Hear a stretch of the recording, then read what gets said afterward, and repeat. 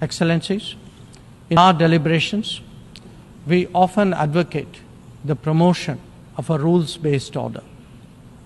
From time to time, respect for the UN Charter is also invoked.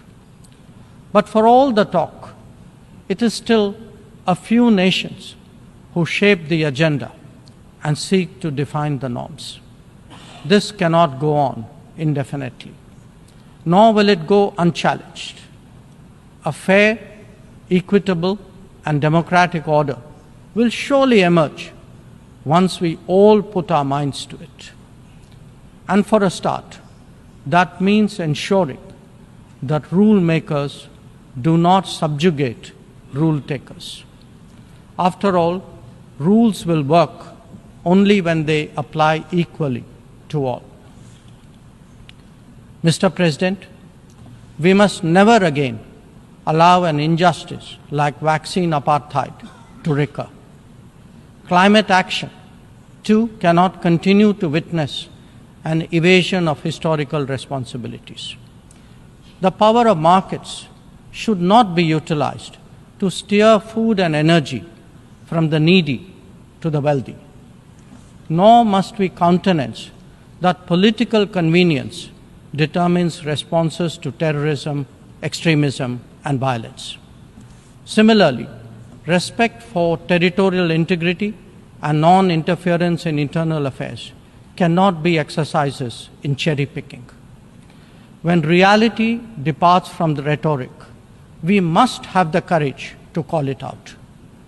Without genuine solidarity, there can never be real trust. This is very much the sentiment of the Global South. Next year, the United Nations will be hosting the Summit of the Future.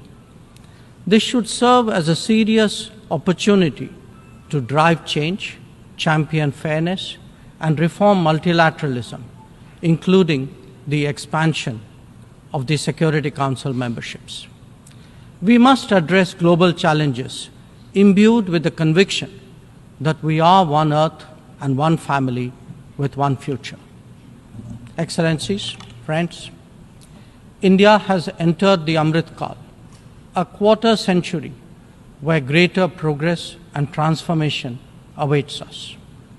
We are confident that our talent and creativity, now so visibly unleashed, will power us forward. The world saw a glimpse of what is to come when our Chandrayaan-3 landed on the moon.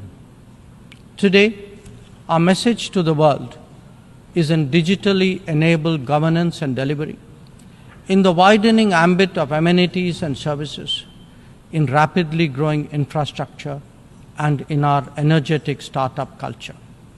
It is visible too in vibrant cultural expressions, such as in the arts, yoga, wellness, and lifestyle. Our latest assertion is in a path-breaking legislation to reserve 1/3 of the seats for women in our legislatures. Mr. President, I speak for a society where ancient traditions of democracy have struck deep modern roots. As a result, our thinking, approaches, and actions are now more grounded and authentic. As a civilizational polity that embraces modernity, we bring both tradition and technology equally confidently to the table. It is this fusion that today defines India, that is Bharat. I thank you, Mr. President.